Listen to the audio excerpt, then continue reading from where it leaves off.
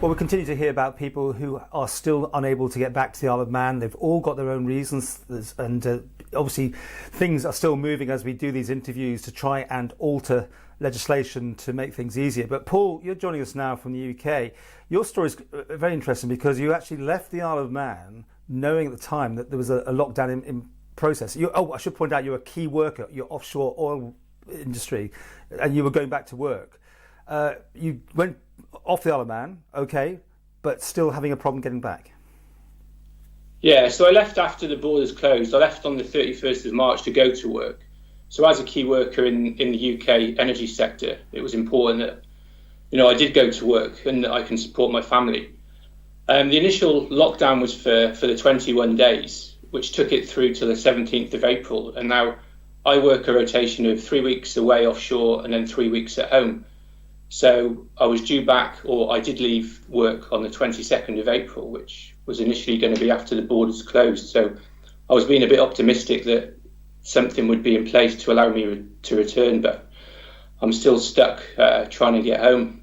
So, I mean, what happens? You've got these 3 weeks off, then you go back onto the oil rig. So whatever happens, you need a regular system that you can get on and off the Isle of Man, I guess. Yeah, so I left the FPSO where I work, which is a floating production storage offloading vessel in the North Sea. I left there on Wednesday, the 22nd of April. And for the last 2 weeks, I've been managing to stay with my dad in Hereford, which is quite fortunate that I've got somewhere to stay in the UK, because the response I got from the Cabinet Office was, well, you'll just have to stay in a hotel until we get you back home. So I would have been 2 weeks now waiting. You are seen as a key worker in the UK, but not here. That must be frustrating for you. Yeah, I know. Obviously, not being a key worker in the Isle of Man has its own problems with trying to get exemptions to return.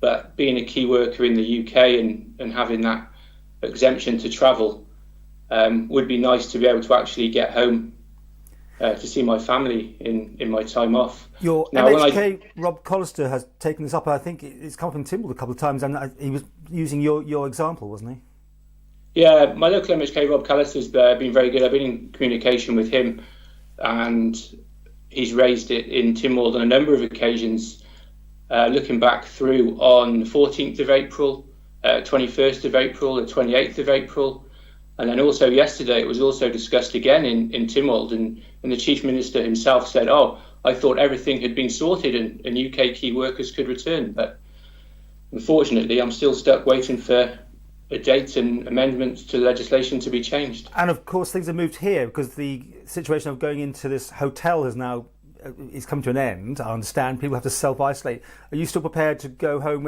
each time you come back to Isle of Man and self-isolate yourself? Yeah, so I believe that was what was discussed, that with UK key workers that would have to leave the island and then return again, like myself, on a 3 week rotation. The plan would be to self-isolate at home for 2 weeks. Obviously, people here are obviously incredibly protective, that they don't want any more threats or potential threats. You can understand the way people are being treated sometimes with getting people back to the Isle of Man. Yeah, I've been reading all the stories and looking on the news about the repatriation of the residents and that situation. And when I was coming back, I was thinking, well, even if it means I've got to do 2 weeks quarantine, at least I'm getting home and I'm getting some time rather than having to stay in the UK. But I think, what I can say is that I've got no symptoms or no history of staying with anyone that's got symptoms. I went straight from home, drove up to Aberdeen, got on the helicopter, went offshore.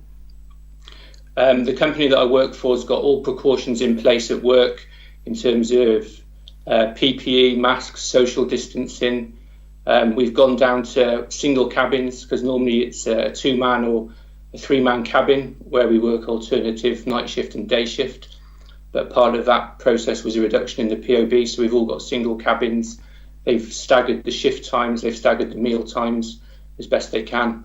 And luckily there's been no cases of COVID on the installation that I work on. Well, you've also written to the Chief Minister, you've had response from the Cabinet Office. Where are you up to? Is there any sign of things being resolved here?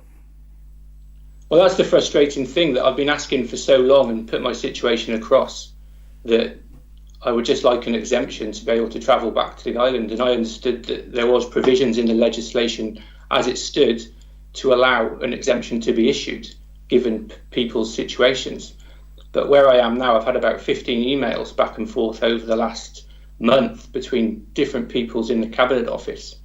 And it's really boiled down to, we need to make changes to the legislation. The amendments need to be drawn up, need to be laid before TIMOD and then passed and amended, and then the Cabinet Office can issue with me an exemption to travel against that.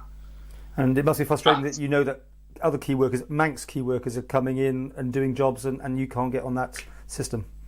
Yeah, exactly. So listening at the Public Select Committee the other day, I think one of the ladies that was questioned said there was 198 exemptions being passed already.